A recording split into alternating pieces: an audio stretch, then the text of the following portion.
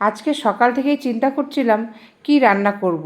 দুপুরের খাওয়াটা যদি একটু শান্তি মতো না হয় তাহলে কি করে হয়। তাই একটু পনির আনালাম, আর ঘরে গাজর, ক্যাপসিকাম, টমেটো এগুলো তো ছিলই। তার এই দিয়ে সব কিছু সুন্দর সুন্দর ছোটো ছোটো করে কুচিয়ে নিলাম। তারপরে মিক্সিতে পোস্ত আর কাজু বাদাম পেস্ট করে নিলাম।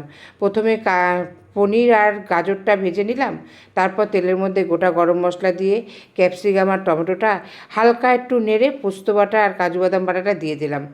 এবার পোস্ত কাজু বাদামের মধ্যে পনির আর গাজর ভাজাটাও দিয়ে দিলাম। দিয়ে সামান্য একটু জল দিয়ে সুন্দর করে ফুটিয়ে মিষ্টি দিয়ে পনিরটা রান্না করে নামালাম।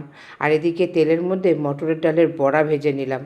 অনেক কটা বড়া ভেজে রেখে দিয়ে তারপরে তেলে জিরে ফোড়ন দিয়ে, আর গাছ থেকে না একটা পেঁপে পেরেছিলাম জানো তো, তো সেই পেঁপেটা দিয়ে জিরে, আদা, কাঁচা লঙ্কা বাটা দিয়ে পেঁপে আলু বড়ার একটা তরকারি করলাম।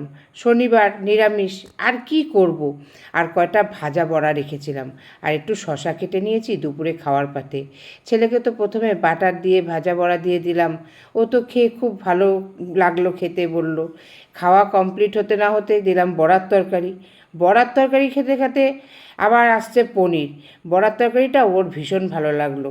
এরপর যখন পনিরটা দিলাম, সে পনিরটা খেয়ে বলছে সত্যি মন থেকে রান্না করেছে বটে, রান্নাটা কিন্তু দুর্ধর্ষ হয়েছে, এই রান্না তুলনা হয় না, দারুণ।